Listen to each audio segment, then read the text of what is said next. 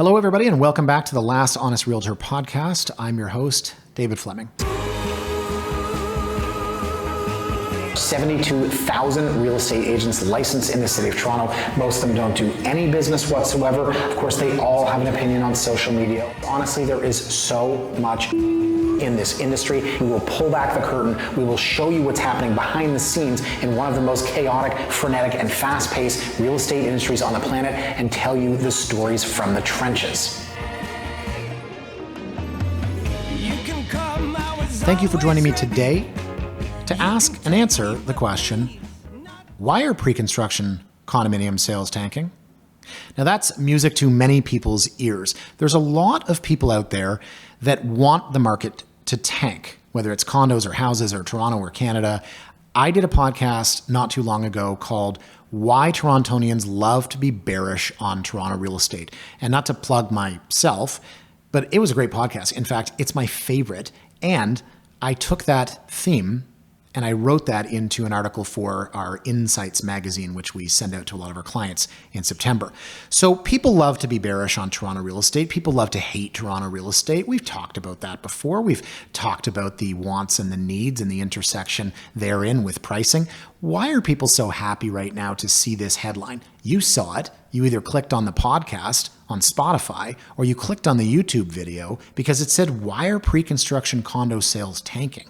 It came up in your feed and you said, yes, pre-construction condo sales are tanking. Good. I want to watch this video. Now, a few weeks ago, I did a video, and of course I got into podcasting thinking that everyone was going to listen on Spotify because that's where I listen to my podcast. But you start with YouTube, and we had a very good response in terms of views. I think that we had 300 views, which for us was a lot, inside of a couple of hours. But the comments did not quite agree with the title, which said, are you ready for this? Why now is the time to buy a one-bedroom investment condo in downtown Toronto. The commenters did not agree. Now, of course, I think that those who do agree are far less likely to comment. But if I'm being perfectly honest, the condo market sucks right now. And all the media attention out there is about how bad it is. And I go out there, which, by the way, with a name like the Last Honest Realtor, okay, trying to see it from someone's perspective on the outside. And then I put a video out, why now is the time to buy a one-bedroom condo. I think if I had no idea what's happening in real estate and I was just completely detached, the Last Honest Realtor puts out a video in the worst condo market ever about why now is the time to buy a one-bedroom condo. I absolutely agree. I totally agree with the commenters, except that I don't. And I explain that in the podcast. And I'll explain that today. But today's topic, why are pre-construction condo sales tanking? They are. And if you listen to the podcast from a week ago or 2 weeks ago or 3 weeks ago, and that week I did a blog on it and I did a Pick 5 video on it, you will understand why the tanking pre-construction condo market is part of the reason why I think it's such a good time to buy a one-bedroom resale condo. Now, I want to make that distinction right off the bat. Resale versus pre-construction. They're two different things. When people talk about the market in general, they might say houses versus condos. We make that distinction. You could say Toronto versus Montreal. Okay, yeah, we get what that is. But pre-construction versus resale, they're both condos. Don't you dare lump them together for many, many reasons, which I will get into. But before I do that, I want to say that I bought a condo a week ago. And we'll see when this podcast airs. It could be a couple weeks. But I bought myself an investment condo. I put my money where my mouth is, and that'll be the name of my blog on Toronto Realty Blog, a two-part series in which I explain why. And having taken some flack in the YouTube comments on the video, why now is the time to buy a one-bedroom investment condo in downtown Toronto, I can say that I actually feel pretty good because I wrote that, I put it out there. It's supposed to be educational and informative. It outlined all the reasons why, and then I went and I actually did it. I bought one of the condos that I talked about in my video and my blog and my podcast. One of the reasons is because of the pre-construction condominium market, which is what we're going to talk about today. So what is a pre-construction condo? Some of you who already know this are like, oh my God, is he going to explain it? A pre-construction condo is a new condo. That's what they're called, new condos. And the new is important because when we read Urbanation's report, we will look at how many times the word new appears. But it's not actually a new condo, because a new condo would mean that it exists and it's new. We're talking about pre-new. We're talking about an empty parking lot where people are selling future condos. Now, I'll also say this, and it's so important. I have never sold a pre-construction condo in my entire career. I've been in real estate for 20 years. Today's podcast is called Why Are Pre-Construction Condominium Sales Tanking? And I'm telling you, I have never sold one. Now, while I'm not one of the people watching that, is kind of the I don't want real estate to go up in value. I'd like to see it to go down in value. And again, there's a lot of reasons for that in Toronto. I will say, yeah, look, sales are tanking. And I've never sold one for so many reasons. The first reason of which, they're too expensive. I did a podcast earlier on about the perils of pre-construction condominium investing. You can go back and look for that in YouTube or Spotify. I don't want to repeat all of those reasons right now because I did 50 minutes on that. But in a nutshell, when I got into the business in 2004, a $200,000 condo on the resale market would be right next door to an empty plot of land where the same unit would be selling for $150,000. It was cheaper to buy pre-construction because it wasn't built, it didn't exist, and because it came with risk. And eventually the prices drew even. And then we got into this weird world where pre-construction costs more. Magic beans, man. Honestly. I can't think of a better example. Magic beans. I have these beans in my hand and they're magic. They are. I promise you that they are, and you have to trust me because I say that they are. And that is basically the most childish and most accurate example of what pre-construction became. Because if at one time it was cheaper to buy pre-construction than resale, and eventually it drew even, and then it became more expensive, you have to ask yourself why that happened. Because the early adopters and the early investors, they gave way to the laggards, the late stage adopters, and everyone thought it was just so easy to make money buying pre-construction, so the developers raised the prices. But another part of that was that the prices raised themselves because of costs, which we're going to talk about in a moment. But without getting too much into what pre-construction is, beyond the fact that what I just explained, you're buying something that hasn't been built yet, and it comes with risk. It could be canceled. There could be material defects and changes. You can read lots of blogs and hear lots of podcasts on that. I want to go to an article that really bothered me. It was in the Financial Post on July 29th, 2024. The headline, are you ready for this? Toronto's condo market is facing its biggest test since the 1990s recession. Okay, I'm going to highlight a couple things. Condo market recession. David, didn't you just buy a condo? Yes. David, didn't you just write a blog and film a YouTube, Spotify podcast that says why now is the time to buy a one-bedroom investment condo and take a lot of flack from YouTube commenters? Yes. But this article in the Financial Post, David, it says Toronto's condo market is facing its biggest test since the 1990s recession. Right. Remember when I said that Toronto's a different city than Montreal and houses are different than condos? Pre-construction condos are different than resale condos. From the article, Canadian housing markets have taken some knocks over the past few weeks as interest rates and inflation soared, but few have had it as rough as Toronto's condo market. Condo market. Remember that. Condo market. While the low-rise market in the GTA is holding its own, conditions in the condo market are deteriorating to levels not seen in decades, says Benjamin Tal and Sean Hildebrand. The GTA condo market is in a state of lockdown, they said. Pay very close attention to what comes next. The problem is prices are too high for investors, which make up more than 70% or more of pre-sale buyers. Pre-sale buyers. Pre-sale buyers, you're not pre-buying resale. Pre-opposites. Are you paying attention? Maybe I'm being annoying. As a result, new condo sales, the primary driver of new home construction in Canada's largest market, have dove off a cliff to their lowest level since the 1990s, says the report. It's me taking a deep breath. New condos are different than resale condos. Pre-construction condo sales are tanking, as they should be, says the real estate agent that sells real estate for a living. I paid $763 a square foot for the condo that I bought last week. Around the corner, there is a pre-construction condo assignment that someone paid $1,650 for 4 years ago. Resale versus pre-construction. Magic effing beans. Now, I want to continue to read this article. The percentage of pre-construction condos that are pre-sold is now at less than 50%, the lowest in 20 years or more. Since a project can't begin construction without at least 70% pre-sales, this is dramatically slowing the supply pipeline. The supply pipeline? So are you saying in 3 to 4 years, we could actually have a massive deficit in condo completions?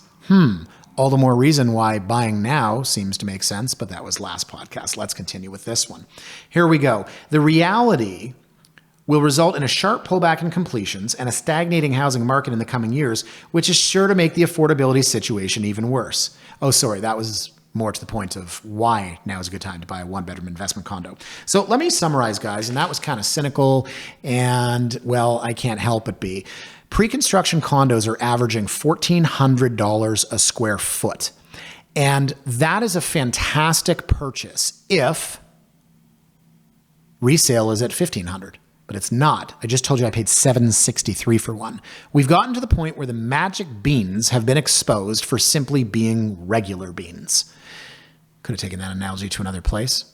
And I did a video, I think in 2007 or 2008. It was this cake versus cake mix video where I had said that if cake mix was $1 and cake was $5, you might buy the cake mix and bake the cake. Sure, it's cheaper. But if you get to a point where the cake mix is $5 and the cake is $5, why would you bake a cake yourself? Ignoring, of course, elements of maybe we'll do it together as a family and I want to ice it myself. I'm just taking this analogy. Now, if you get to a point where the cake mix is $7 and the cake's $5, it's insane to go ahead and buy the cake mix. That is what happened with pre-construction condos. And now that we are in this environment of, number one, higher interest rates, number two, resale condo prices declining, number three, sales declining in the new construction, pre-construction, or as they say, new condo market, it all seems to make sense. So I want to continue with this article. Quite simply, new condo investment doesn't work at the current market average price of close to $1,400 per square foot. When they said new investments, what they're talking about is buying in pre-construction, then being able to take possession and rent it out and be cash flow neutral. Now, I remember a time when I could take an investor down to Liberty Village and I could sell them a 2-bed, 2-bath condo, and based on a 20% down payment and what the rents were, they were $500-600 a month cash flow positive. Those years are so far gone. I used to say 10 years, it's probably more. Topic for another day in terms of how investing works. I don't care if the unit's cash flow negative. If you're down $200 a month, but you're paying $900 of principal, you're netting out at a $700 a month gain. It's all the same. But the idea that the reason people bought pre-construction was to then rent it out and make money, that's not why people did it. Originally, people did it because they believed that if they paid $500 a square foot today and helped the builder finance the building, when it was finished in 5 years, it'd be worth $800 a foot.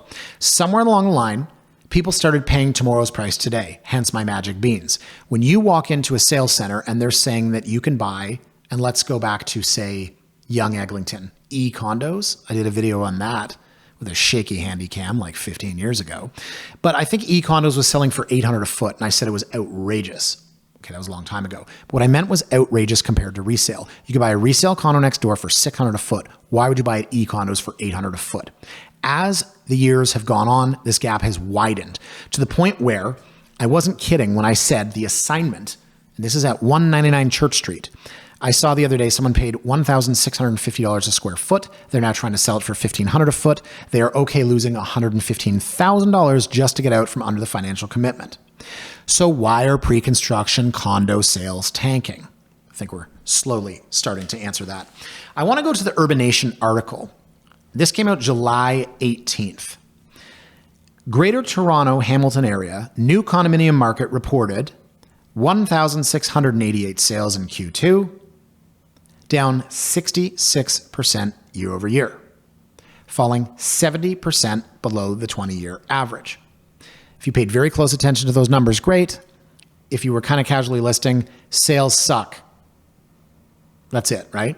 Sales are down 66% year over year in Q2, down 70% below the 20-year average. I don't need to read the rest of this. You get it. Sales are bad. In fact, the topic of today's blog post is why pre-construction condo sales are tanking. We already know that they are. I'm trying to explain why. And first, the rest of the data. New condo sales in the first half of 2024, 3,159 units, a 57% decline from a year ago, and 72% below the 10-year average. It was the slowest first half for new condo sales since 1997. Of the 3,625 units that launched for pre-sale in Q2 of 2024, only 17% were sold. An opening quarter absorption rate not seen in over 25 years and less than half the decade average of 56%. The absorption rate is just a ratio of sales to listings. We've talked about this in many other podcasts. And it's to be said that in the resale market, anything below 50% is a buyer's market. There have been times in the overall GTA market where the absorption rate is 70 to 80 to 90%. That's an extremely red hot market. The lowest stats I've ever seen, 26.5%, was the resale condo market in June of 2024. And I know that because we did a video on this not too long ago. Here we're talking lower than that, 17%. And I'm amazed because I thought it would be like somewhere between 0% and 1%. We've heard rumblings of failed launches. I heard, and you'll have to take this anecdotally, there was a big Freed launch, I think it was, and I heard they sold maybe a handful of units. I've heard that this project not too far from our office by Core on Laird, that they've sold very few pre-con units. The sales are slow. We know that. I'm now telling you how slow, and yes, I promise I will shortly tell you why. Now again, from the article, the drop in sales during the second quarter caused unsold inventory to climb to a record high of almost 26,000 units. When measured against sales over the last 12 months, unsold inventory equaled 34 months of supply. I think you get the idea. Overall, there's been a minor movement in asking prices for unsold units, despite the sharp drop in sales and a rise in inventory. This is so important. Listen to this. Asking prices for unsold units declined 2.6% over the past year and by 4.5% over the past 2 years to an average of $1,361 per square foot.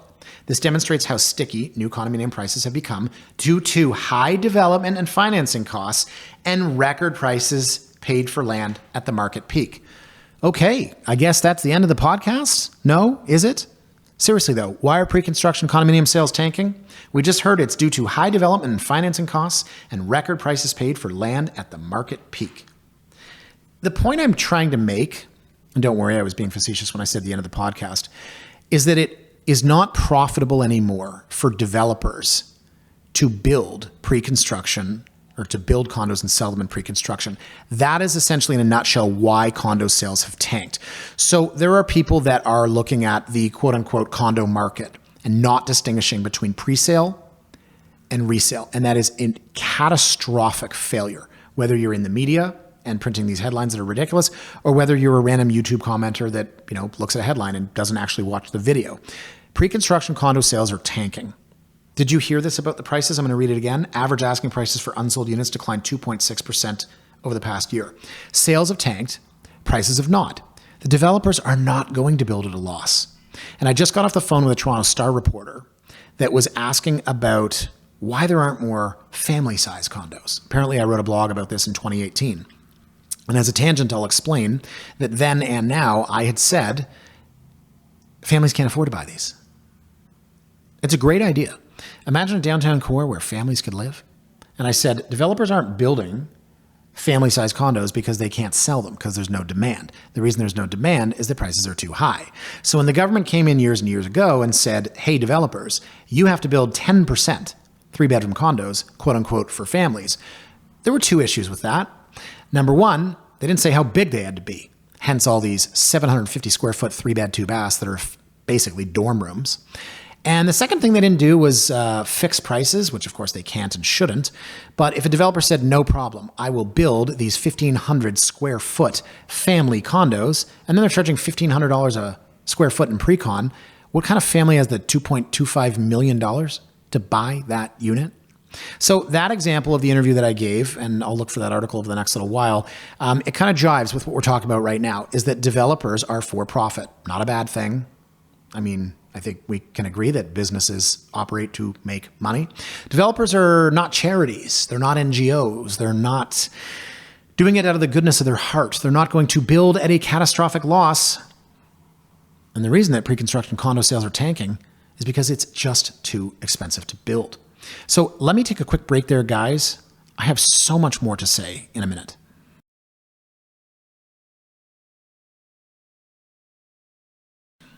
Welcome back. And I have a question, not about real estate, but kind of sorta. Are you familiar with the show Diners, Drive-Ins, and Dives?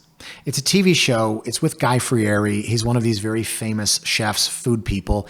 And it's essentially a show where he goes to different restaurants and the owners and cooks show him what they make and how, and then they serve it. One of the reasons I like this, other than the fact that I discovered it on my honeymoon with my wife, is because I'm fascinated by how these cooks are able to make these items of food and turn a profit. Imagine you take a massive piece of meat and you season it, and then you roast it for 4 days, and then you chop it up, and you make your own baguettes, and you make your own sauce, and you make everything from scratch, and then you put it on a plate and you sell it for $15? You have employees. You have overhead. You have the rent on the building. You have the cost of goods. How in the world do these people do it? So I don't know if you knew where this analogy was going, but man, it's hard to make money building condos. I think a lot of people would not believe that. And the signs downtown, the development application signs, they're always spray painted with things that are like greedy developers. And I'll be the first person to call out developers. I've been doing it on Toronto Realty blog since I started in 2007, but I know what it costs to build condos. And it's not about being greedy.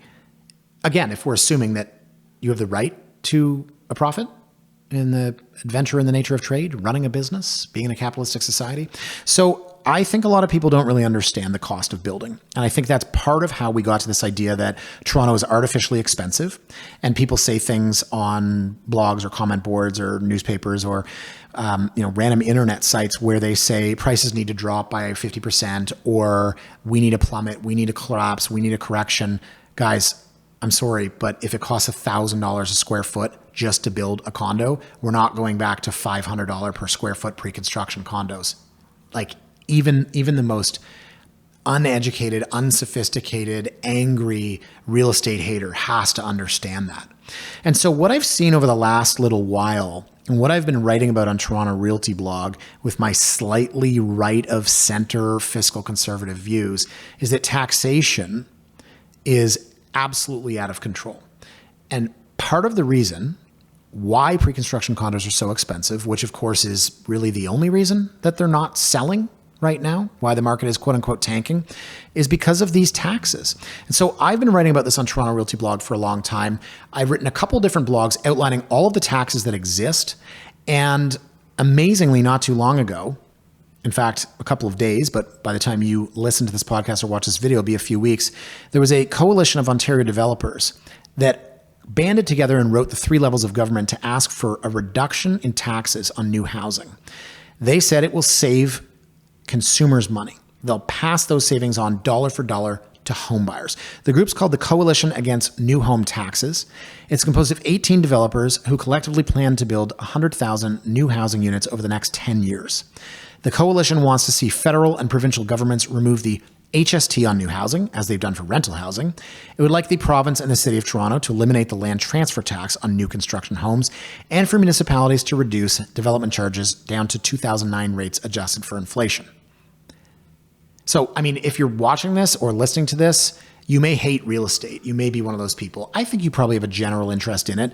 There are a lot of people out there right now that if they heard this, they would scream bloody murder. Why are you going to give breaks to greedy developers? Do they need to line their pockets with more money? Or maybe we could just admit that the taxes on new construction account for upwards of a third of the cost. This is what I've been writing about on Toronto Realty blog for the last few years. I have mentioned, and I did an on-air, I was so happy to be on morning station and be able to get out the words. a $600,000 condo would cost $400,000 if not for taxes by all three levels of government. I just hope people heard that, because I'm not in bed with developers. I don't like developers. And I understand the cost to build a condo, but I also understand that a lot of it has to do with the government. Listen to this part. This is really important. In fact, it's in bold in my notes. In 2009, taxes accounted for 12% of the cost of an average condominium in Toronto. Now taxes account for about 29% for the same home. Development charges have risen 1,200% over the last 15 years. Now, because of higher interest rates, the system has broken, says this coalition in its letter sent to the federal government, the province, and the city. In my math, I said it was between 25 and 35%. These guys are saying 29%. What we're talking about are development charges. And if you don't know what they are, the city of Toronto has been keeping itself alive for the last 20 years off of real estate.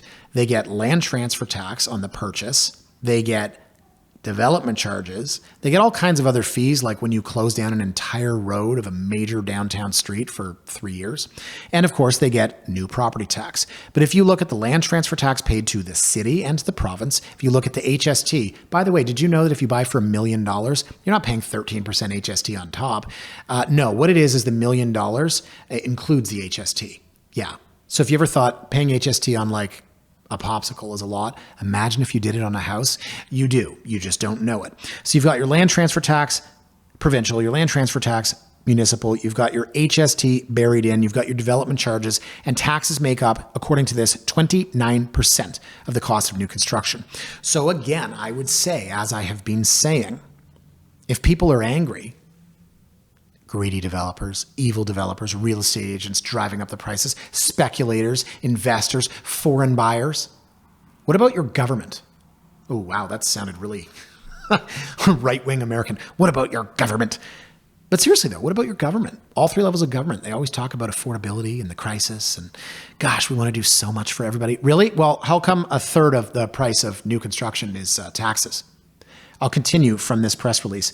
Canada and Ontario have taken numerous legislative steps to try to kickstart the construction of housing projects. It's Friday. A combination of soaring home prices over the past decade, especially during the pandemic, and a steep increase in interest rates has stalled many projects. Recently released data from the CMHC shows housing starts across Ontario in June are down 44% compared to 1 year ago. Material and labor costs have also increased significantly in recent years. No, you're kidding. Things go up in price? Sorry for the cynicism. I'll continue. We came to the realization that something's got to change, and we started thinking about creative ways to bring government to the table, to have an honest discussion and find solutions together, says Matt Young, the president of Republic Developments, who is spearheading the coalition. And so we felt that one way to do that would be to sign a pledge that for every dollar of tax cuts, this group of developers would cut their price dollar for dollar to ensure that savings are passed along to homebuyers. If you don't like real estate and you don't like developers, you don't believe that. But you also then shouldn't believe anything your government ever says to you either. He warned that housing is unlivable today. You can't sell it low enough to get sales and still make money. And you can't make money. If you can't make money or meet a certain margin, banks won't finance your projects, which means all projects, for the most part, are completely stalled. Oh, there it is, guys. That's it. That's why condo sales have tanked. Goodbye. I'm just kidding. But what he says, and if you connect the dots, is essentially what I've been leading you towards since I started this half hour ago, is that essentially what this gentleman is saying is that they're not going to build if they can't make money, because that would be unreasonable. And he's saying that you can't build if you can't sell, because the bank won't finance. Remember that the way that we build in the province of Ontario, we pre-sell units, and when you get to a threshold, the bank will finance it. It's not like it is in other areas of the world where some billionaire builds a giant tower and then sells all the units. The developer needs to pre-sell. They get to 70 or 80%. The bank finances it and they go ahead. The bank will not finance the building if you haven't sold. You can't sell if you don't get enough money to profit. And if the prices are too high, people will not buy. The prices are high in part because a third of the cost is taxes. So that's not the why. I'm not going to say that pre-construction condominium sales are tanking because a third of the cost are taxes, but it certainly does not help. So it'll be interesting to see what the response to this was. It says here municipalities across Ontario are not sold on the proposal from the developer. No kidding, they're not. It says that there would be a $10 billion hole over 10 years if they got rid of development charges. Now, what I would say cynically, we don't have a time machine, but maybe the municipalities should have thought of this before they started milking the real estate cow for every freaking dollar. It's crazy how much all three levels of government have been making money. And again, not making. If you're government, you are repurposing it and spending on behalf of your citizens and constituents.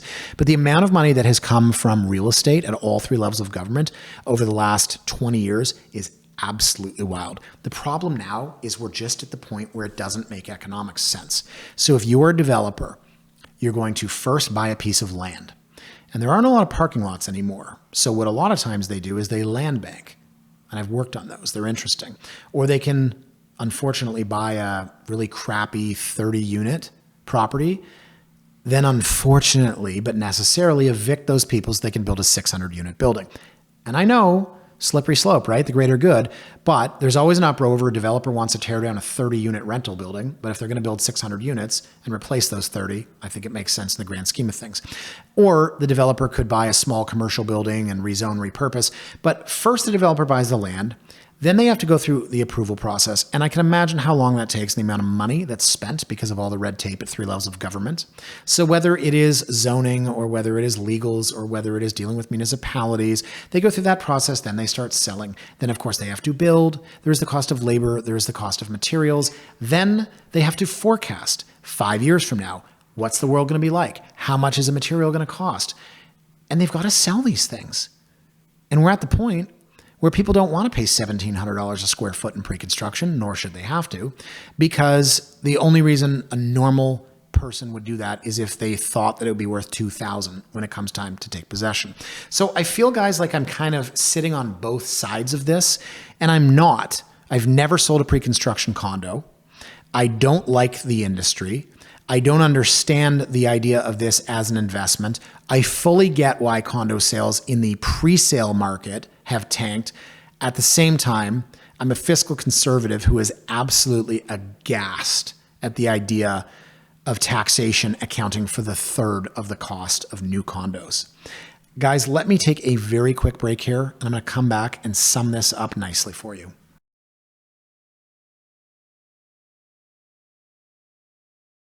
Welcome back, folks, and I'm going to tie this up in a little bow for you. I have never sold a pre-construction condo in 20 years. I don't think that it makes sense. You would be unwise to pay a higher price for something that you can't look and see and touch and feel and examine and look at the condominium corporation's financials, rules, regulations, status certificate. If a resale condo costs $1,000 a foot for you to spend $1,300 on a pre-construction, does not make any sense. But people have been doing it. People that don't listen to me, and that's fine. I don't know everything. I don't agree with it, and I think they could do better in resale. But regardless, we know that as long as I've had these thoughts, people have still bought pre-construction condos, no problem. We know that, according to some data that I have read out, 70% of all pre-construction purchases are from investors. Okay, sure. I actually think that's low, because I think people would be crazy as an end user to say, I'm going to move here in 5 years, and who knows, it could be canceled or delayed. But why have the sales stopped? I think it's the price. And I'm linking this back to the video that I did a week ago and the fact that I went out and bought myself an investment condo.